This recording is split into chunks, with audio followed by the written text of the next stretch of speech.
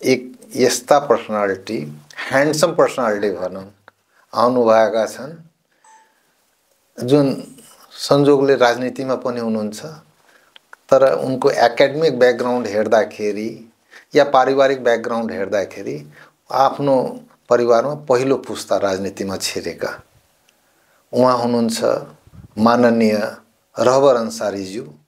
हाम्रा पूर्व मन्त्री पनि हुनुहुन्छ मध्य प्रदेशबाट, उद्योग वाणिज्य वन तथा पर्यटन मन्त्री।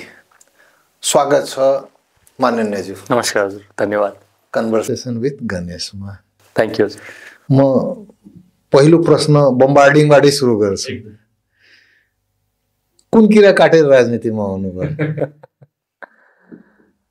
ठ्याक्कै कुन किरा भन्दाखेरि यो मलाई चाहिँ कुनै पनि कुरा कसैले भन्दा यसबाट के हुन्छ भनेर सोध्ने चाहिँ किरा छ। नसोधे पनि आफूलाई म सोध्छु। अनि एउटा समयमा मलाई के लाग्थ्यो भन्दाखेरि यो पढेर के हुन्छ, पढेर यो गर्ने, पढेर व्यापार सुरु गर्ने, व्यापार सुरु गरेर के हुन्छ, व्यापार सुरु गरेर व्यापार ठुलो हुन्छ, ठुलो व्यापार भएपछि के हुन्छ, विभिन्न व्यापार गरिन्छ, त्यसपछि के हुन्छ भने मैले धेरै प्रश्न आफूलाई गर्थेँ कि। तर अन्त्यमा के हुन्छ भन्दाखेरि हामी यो संसार छोडेर जान्छौँ, यो ध्रुव सत्य हो। त्यसपछि के हुन्छ भन्दाखेरि त्यसपछि हामीलाई सायद कसैले याद गर्छ, धेरैले गर्दैन।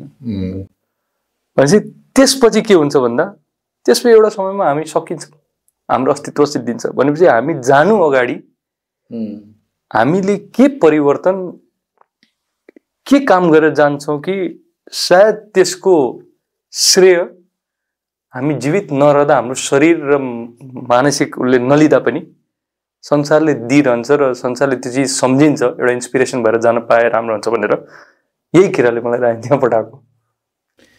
अनि राजनीतिमा लागेर घर त चल्दैन हजुर, कमसेकम इमानदार मान्छेको त चल्दैन।